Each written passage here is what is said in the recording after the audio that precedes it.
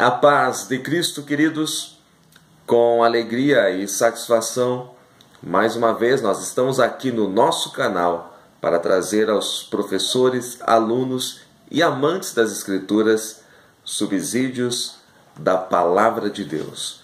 Nós estamos estudando neste segundo trimestre de 2018 valores cristãos enfrentando as questões morais de nosso tempo. Se você está chegando agora neste canal, inscreva-se nele, dê aí o seu joinha e ajude-nos a espalhar a palavra de Deus, compartilhando os nossos vídeos nas suas redes sociais. Eu deixo na descrição do nosso vídeo o link do professor Juninho, onde você encontra subsídios para adolescentes, juvenis e jovens, e também o link do site Auxílio ao Aluno EBD. Nós estamos na lição de número 12, Ética Cristã e Política. O nosso texto áureo está em Romanos, capítulo 13, e o versículo de número 7, que diz: Portanto, dai a cada um o que deveis, a quem tributo, tributo, a quem imposto, imposto, a quem temor, temor, a quem honra, honra. A verdade prática da nossa lição diz: a política faz parte da vida em sociedade. Como o cristão não vive isolado, ele deve ter consciência política, sendo sal e luz neste mundo. A nossa leitura bíblica em classe está em Romanos, capítulo 13, versículos 1 ao 7. Em primeiro lugar, nós precisamos definir o que é política. Esta palavra ela vem do grego polis, que significa nada mais do que cidade. Portanto, a conotação desta palavra grega polis significa pública. Portanto, a política é algo que é público, é algo que está ao alcance de todos. Também a política é considerada pelos filósofos como um dos 6 ramos da filosofia. Qual é o objetivo da política? O objetivo é determinar a conduta ideal do Estado. A política também pode ser definida como a arte ou ciência de governar. Platão, o pai da política, em sua obra A República, que foi escrita em torno do século IV a.C., ele já faz algumas menções a este assunto utilizando a palavra polis. Por isso que ele é considerado o pai da política, é o primeiro autor que se tem registro a mencionar o termo polis, se referindo à política. Portanto, a política não é algo bom ou mal, nem pode ser ignorada, uma vez que política é a arte ou ciência de governar. Isto é algo que abrange a todos. Falo isso porque por muito tempo houve uma certa resistência no meio cristão de se falar em política. Então alguns diziam: aqui é a igreja, nós somos igreja, corpo de Cristo, nada temos a ver com a política.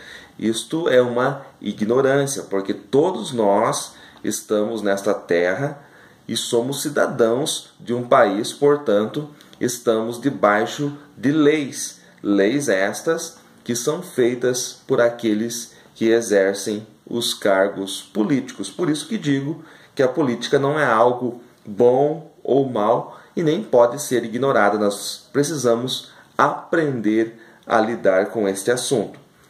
Precisamos também diferenciar a política da politicagem. Politicagem é algo que é sujo, é a parte negra da política, e a nossa lição também fala deste assunto. Então muitos confundem politicagem com política. A política nada mais é do que a arte ou ciência de governar, e o objetivo dela é determinar a conduta ideal do Estado.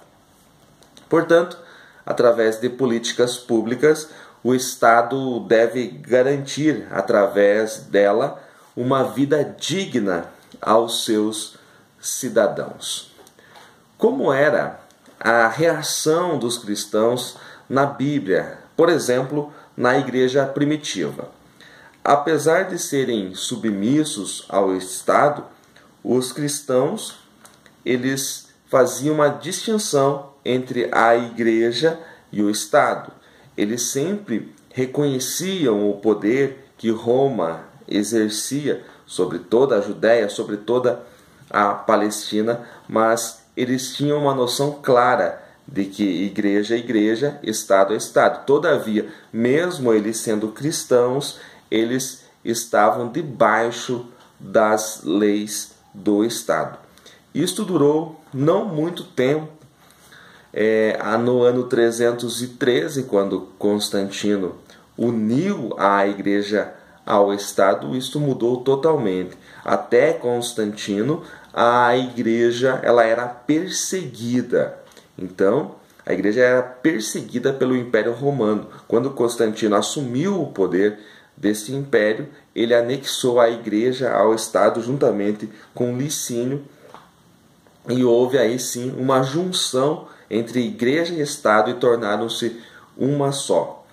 Olha só, isto durou muito tempo, até a Idade Média. A separação só aconteceu no final da Idade Média, com a Reforma Protestante liderada por Lutero.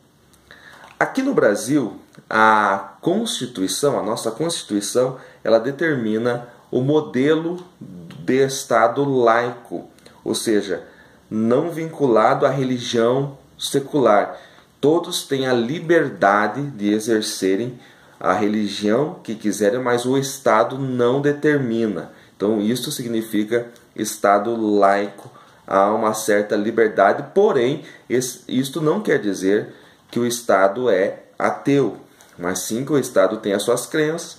Uns são evangélicos, outros católicos, outros são espíritas, e cada um exerce a sua religião e tem a sua liberdade garantida na Constituição. Como é a política brasileira? A política brasileira ela deriva de modelos culturais. E a cultura que domina o Brasil, isso tanto nas escolas quanto na grande mídia, é uma cultura de esquerda. O que defende esta política de esquerda? Ela defende justamente aquilo que nós estamos combatendo ao longo dessas 13 lições neste segundo trimestre. Por exemplo, políticas de esquerda defendem a ideologia de gênero da qual nós falamos no início deste trimestre. Políticas de esquerda defendem, por exemplo, o aborto, que nós condenamos. Políticas de esquerda defendem também a liberação das drogas, coisas que nós condenamos. Defendem também a promiscuidade, aquela liberação total na área sexual. Cada um pode fazer o que quer de si mesmo, porque é dono do seu corpo. Isto é defendido por essas políticas de esquerda.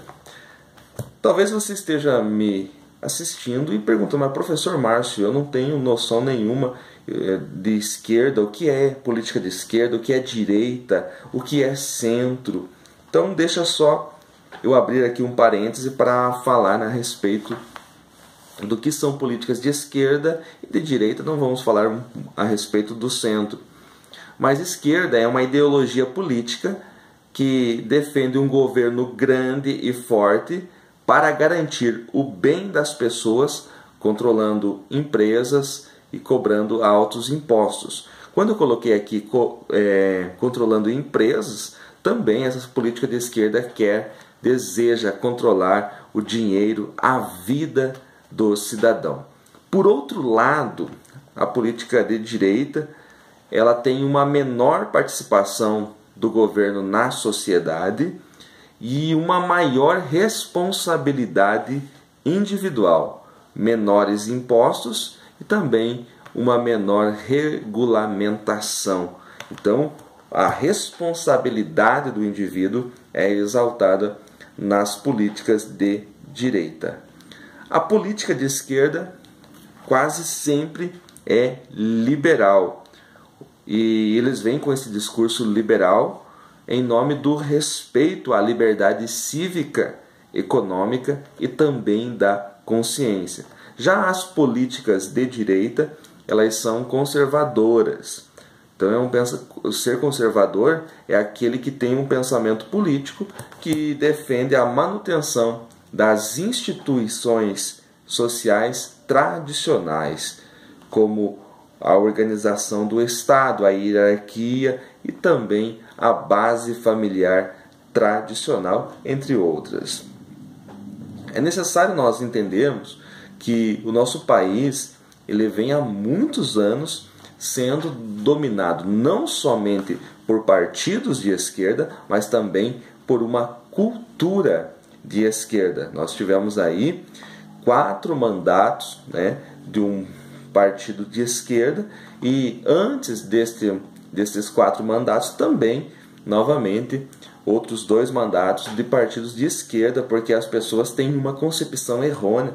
Pensam que PT é esquerda, PSDB é direita. Que PT é esquerda, não tenha dúvida.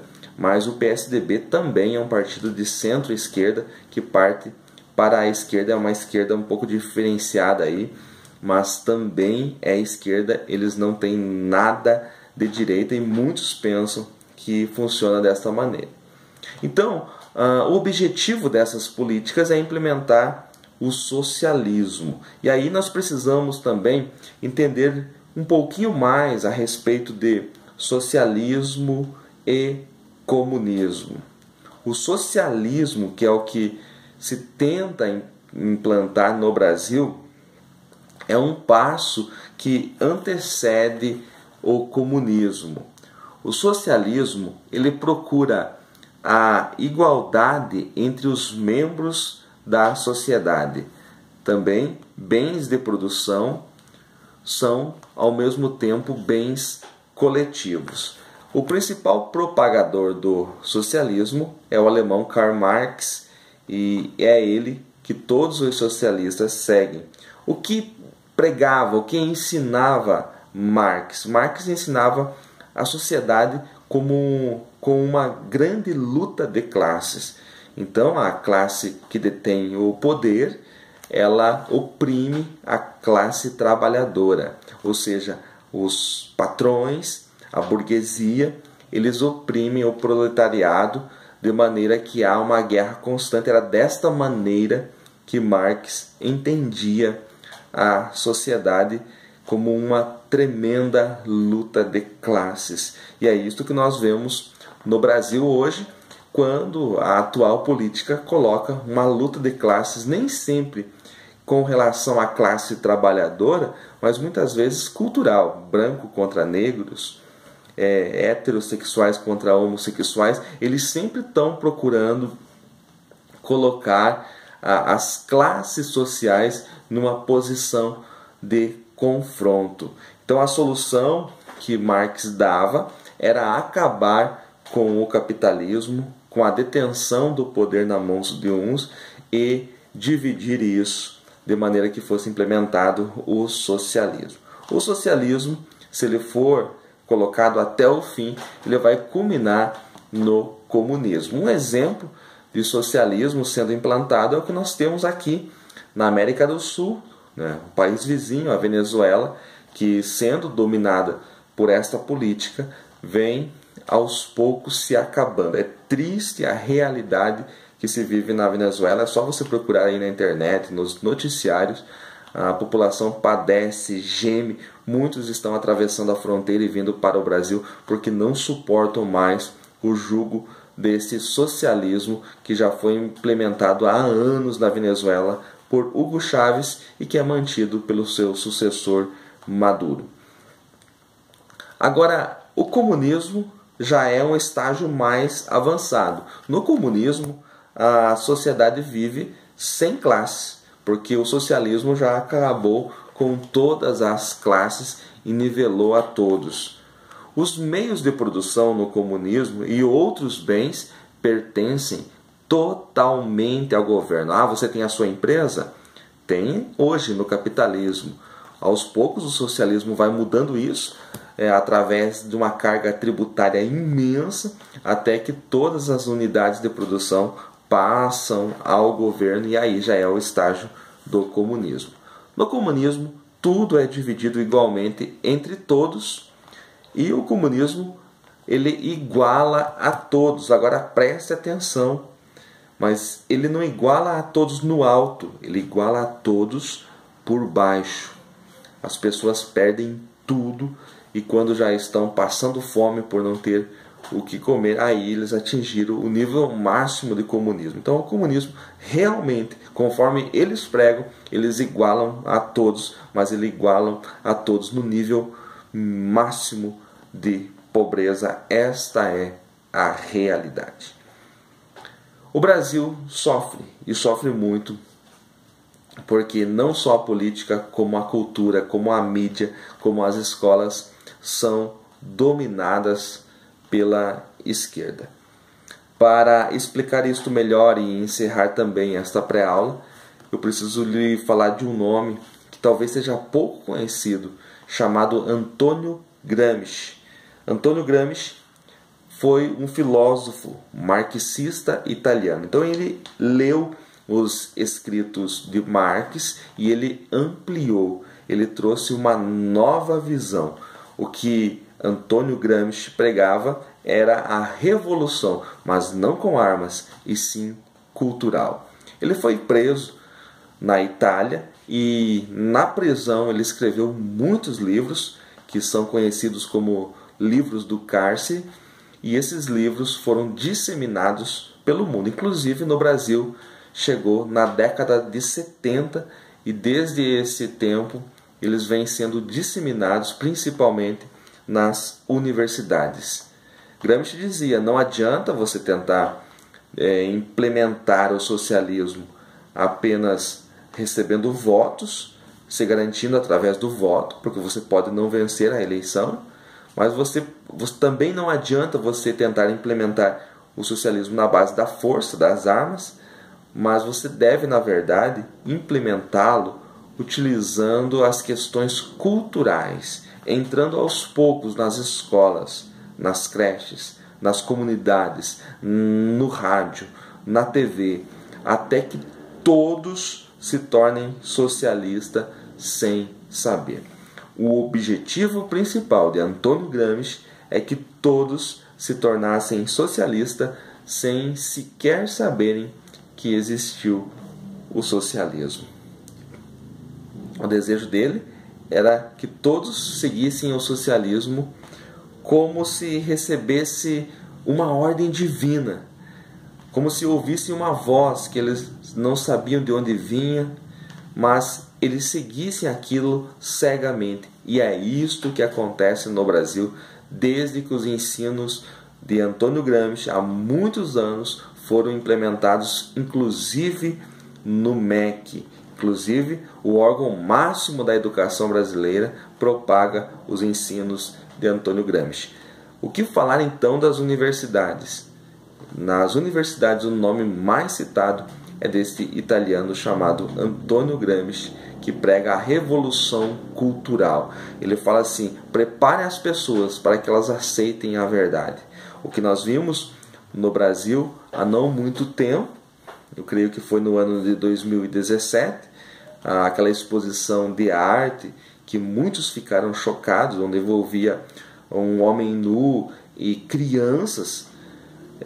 Muitas pessoas estavam discutindo se aquilo era certo ou errado. Programas de televisão discutiam aquilo era certo, aquilo era errado. Ora, na lei brasileira aquilo é crime. Este crime é chamado de pedofilia. pedofilia. Olha só, e as pessoas chegam ao ponto de discutir o assunto, inclusive em programas de TV. Isto mostra o gramscismo dominando a mídia. O certo se torna errado e o errado se torna certo. Esta é a realidade brasileira hoje. Como cristão, qual deve ser a nossa posição? Uma pergunta que eu quero fazer aqui agora é: um cristão pode tomar a posição de esquerda na política? Há um tempo atrás, enquanto eu ainda estava aprendendo, eu achava que poderia, porque eu gostava de separar igreja, política. Uma coisa não tem nada a ver com a outra. Como se quando eu estivesse na política eu não fosse cristão, eu não fosse igreja. Agora eu aprendi que por mais que eu não esteja no templo, quando eu estou envolvido na política, eu também continuo sendo igreja. Então, como eu, um cristão, vou seguir aqui um partido, uma ideologia de esquerda, sendo que esta ideologia ela prega a favor do aborto, a favor do liberalismo, a favor da liberação das drogas, a favor da ideologia de gênero. Como eu vou ser cristão? Como eu vou propagar o evangelho e aceitar esses ensinos? É impossível. Então, não sei se com esse ensino eu estou sendo muito enfático, mas esta é a realidade. É impossível você ser um cristão, seguir a Jesus, seguir os princípios bíblicos e adotar uma política de esquerda. Isto não faz sentido. A respeito de tudo isso que eu citei, da política de esquerda, política de direita, liberalismo, conservadorismo, socialismo, comunismo, Antônio Gramsci, eu dei apenas uma pincelada nesse assunto que é muito amplo. Você vai encontrar muito material na internet, muitos vídeos, textos, muito material de qualidade que você pode ampliar aí os seus conhecimentos para que você, como cristão, você se posicione de maneira adequada. Se este vídeo serviu aí para te ajudar a preparar a sua aula, ajude-nos, compartilhe este vídeo para os seus amigos e não esqueça de orar por nós. Deus abençoe a todos.